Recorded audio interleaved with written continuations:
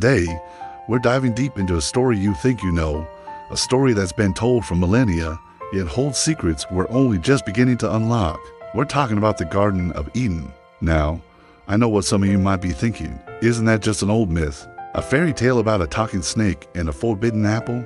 For centuries, that's how many have seen it. We've often dismissed it as a simple children's story or a historical account to be taken literally or not at all. But what if I told you that by doing so, we're missing the point entirely? What if the Garden of Eden isn't just a story about the past, but a hidden instruction manual for humanity's future? Let's start by setting the stage. The story of Eden is one of the most foundational narratives in Western culture, and whether you see it as history, allegory, or myth, its influence is undeniable. It shapes our ideas about innocence, temptation, knowledge, and what it means to be human. But to truly grasp its power, we need to look past the surface. We have to stop seeing it as just a physical place with literal trees and rivers. Think about how ancient stories were constructed.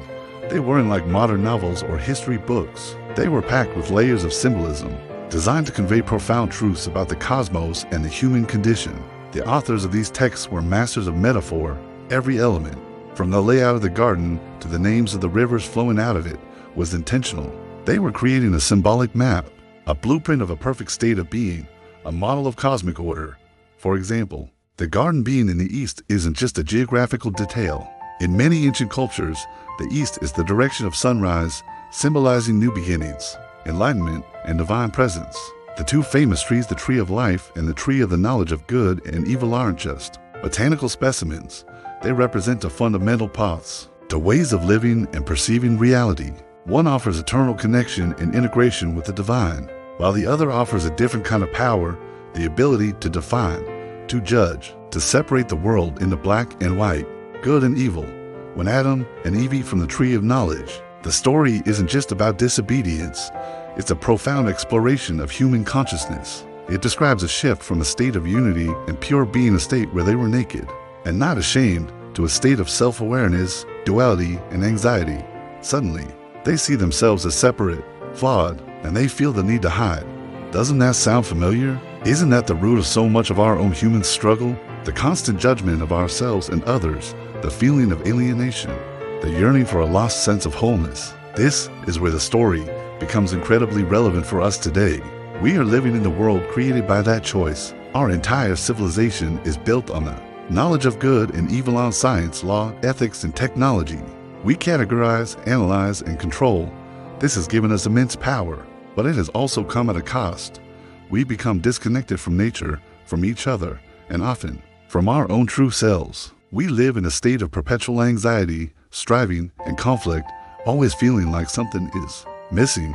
That's the echo of Eden. It's not a punishment from an angry deity. It's the natural consequence of a particular mode of consciousness. So, if the story diagnoses our condition, does it also offer a cure? Absolutely.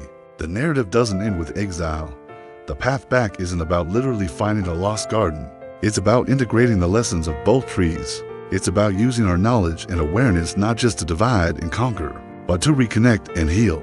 It's about rediscovering that state of unity and innocence, not by becoming ignorant, but by transcending our dualistic thinking. This is the great spiritual quest found in traditions all over the world, to return to a state of grace, to find the Eden within ourselves. The story is a timeless psychological and spiritual map.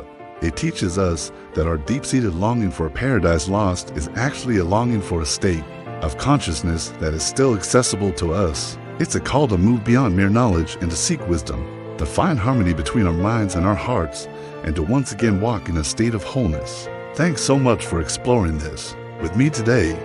It's a deep topic, and we've only scratched the surface.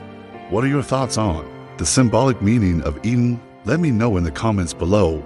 And if you enjoyed this journey into ancient wisdom, don't forget to like this video and subscribe for more content like this. We'll see you in the next one.